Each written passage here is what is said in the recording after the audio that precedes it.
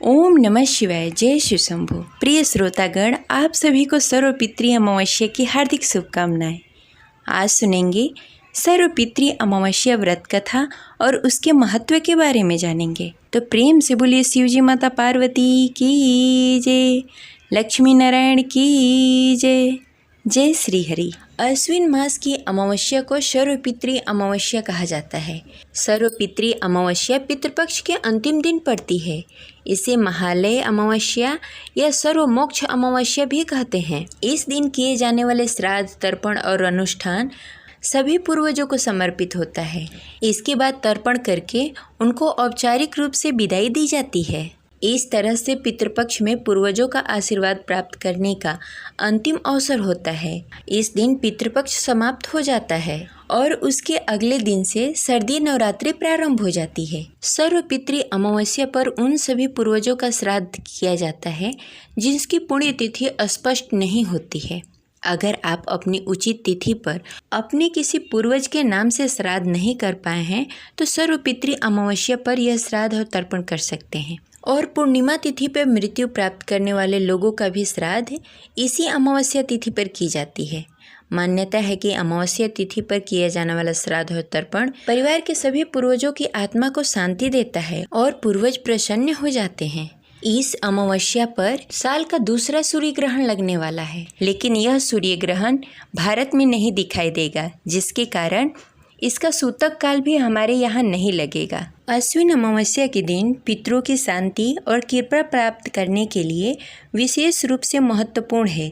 इस दिन कुछ खास उपाय करने से पितरों का आशीर्वाद मिलता है और जीवन में सुख, समृद्धि और शांति का वास होता है। अश्विन अमावस्या के दिन पितरों का तर्पण और श्राद्ध कर्म अवश्य करें। इस दिन कुश, तिल और जौ से तर्पण करने से पितरों की आत्मा को शांति मिलती है। वे प्रसन्न होकर अपना आशीर्वाद प्रदान करते हैं। सर्वपितृ अमावस्या के दिन सूर्योदय से पहले उठकर पवित्र नदी, तालाब या घर के जल में गंगा जल डालकर स्नान आदि से निवृत्त होकर स्वच्छ साफ वस्त्र धारण करें और पूजा स्थान को गंगा जल से शुद्ध करें। इस दिन अपने पितरों के नाम पर श्राद्ध कर्म करें। इसमें भोजन, पिंडदान और अन्य आवश्यक कर्मकांड शामिल होते हैं। श्राद्ध कर्म के दौरान ब्राह्मणों को भोजन कराना बहुत अधिक महत्वपूर्ण माना जाता है। यह बहुत ही पुण्यकारी होता है, तो ब्राह्मणों को भोजन कराएं। अश्विन अमावस्या के दिन दान का विशेष महत्व होता है, तो इस दिन वस्त्र, अन्न, धन और अन्य आवश्यक वस्तु ब्राह्मण और गरीब जनों को दान करें। गौदान, अन्न दान और तिल दान विशेष रूप से शुभ माना जाता है। ऐसा करने से पितरों की आत्मा को शांति मिलती है और पितृ प्रसन्न होते हैं। इस दिन किया गया दान 100 गुना फलदायी होता है। इसके साथ ही इस दिन कौवे को भोजन कराया जाता है, कुत्ते को भोजन कराया जाता है। इन सभी कार्यों से पितृ प्रसन्न होते हैं और उनका आशीर्वाद अपने परिवारजनों पर बना रहता है। इस दिन पीपल के वृक्ष की पूजा करने का अत्यंत ही शुभ माना जाता है। ऐसे में इस दिन पीपल के वृक्ष के नीचे दीप जलाकर, जल चढ़ाकर और 7 बार परिक्रमा करनी चाहिए। ऐसा करने से पितृ प्रसन्न होते हैं और आशीर्वाद प्रदान करते हैं। इसके साथ ही इस दिन घर के आंगन में तुलसी के नीचे भी घी का दीपक जलाना चाहिए। तुलसी की पूजा, दीपदान करने से घर में सकारात्मक ऊर्जा का संचार होता है और भगवान विष्णु और माता तुलसी की कृपा आपके घर में सदा सर्वदा बनी रहती है, जिससे आपके घर में कभी भी धन की कमी नहीं होती। तो चलिए अब सुनते हैं सर्वपितृ अमावस्या की पौराणिक कथा। तो प्रेम से बोलिए ओम नमः शिवाय। जय शिव शंभु। देवताओं के पितृगण अग्निस्वात, जो कि सोमपथ लोक में निवास करते हैं, उनकी मानसी कन्या अछोदा नाम की एक नदी के रूप में अवस्थित हुई।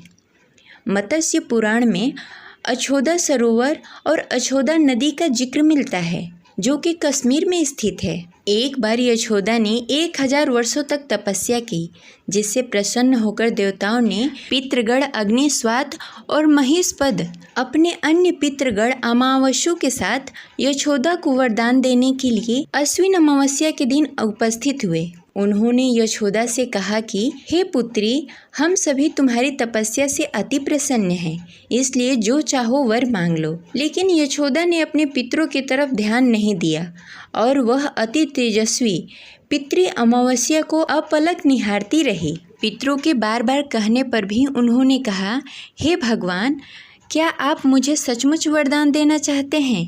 तो इस पर तेजस्वी पित्र अमावसु ने कहा कि हे यशोदा, वरदान पर तुम्हारा अधिकार सिद्ध है, इसलिए निसंकोच कहो। यशोदा ने कहा, भगवान, यदि आप मुझे वरदान देना चाहते हैं तो मैं तत्क्षण आपके साथ रमण कर आनंद लेना चाहती हूँ। यशोदा की इस तरह के कहे जाने पर सभी पितृ क्रोधित हो गए।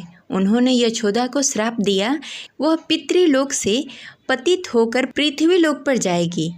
पितरों की इस तरह से श्राप दिए जाने पर यशोदा पितरों के पैरों में गिड़गिड़ा कर रोने लगी। इस पर पितरों को दया आ गई।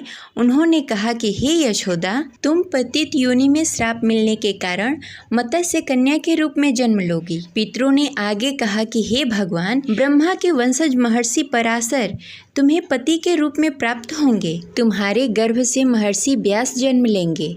उसके उपरांत भी अन्य दिव्य वंशों में जन्म लेते हुए तुम श्राप मुक्त होकर पुनः पितृलोक में वापस आ जाओगे। पितरों के इस तरह से कहे जाने पर यशोदा शांत हुई। अमावसु के ब्रह्मचर्य और धैर्य की सभी पितरों ने सराहना की एवं वरदान दिया कि यह अमावस्या की तिथि अमावसु के नाम से जानी जाएगी। जो प्राणी किसी भी दिन श्राद्ध न कर पाए, वह केवल अमावस्या के दिन श्राद्ध तर्पण करके सभी बीते 14 दिनों का पुण्य प्राप्त करते हुए अपने पितरों को तृप्त कर सकते हैं। तभी से प्रत्येक माह की अमावस्या तिथि को सर्वाधिक महत्व दिया जाता है और यह तिथि सर्वपितृ श्राद्ध के रूप में भी मनाई जाती है। उसी पाप के प्रायश्चित हेतु कालांतर में यही यशोदा महर्षि पराशर की पत्नी एवं वेद व्यास की माता सत्यवती बनी थी। तत्पश्चात समुद्र के अंशभूत शांतनु की पत्नी हुई और 2 पुत्र चित्रांगद एवं विचित्र वीर्य को जन्म दिया था। उन्हीं के नाम से कलयुग में अष्टांगा श्राद्ध मनाया जाता है। पितृ अमावस्या के दिन ब्राह्मणों को दान देकर भोजन कराने से पितृ प्रसन्न होते हैं तथा अपने परिवारजनों को आशीर्वाद देकर अपने लोक को चले जाते हैं, जिससे परिवार में सुख, शांति और समृद्धि का विकास होता है। ये रही आज की कथा। आशा करते हैं आपको अच्छी लगी होगी। तो इस वीडियो को लाइक करके कमेंट बॉक्स में ओम नमः शिवाय अवश्य लिखें। हमारे चैनल पे व्रत कथा भी सुनाई जाती है और पूजा का शुभ मुहूर्त और पूजा विधि भी बताई जाती है। अभी नवरात्रि आने वाली है, तो नवरात्रि से संबंधित सारी जानकारी दी गई है। आप हमारे चैनल पर जाकर वीडियो देख सकते हैं। मिलते हैं अगले वीडियो में। तब तक के लिए हर हर महादेव। जय शिव शंभू।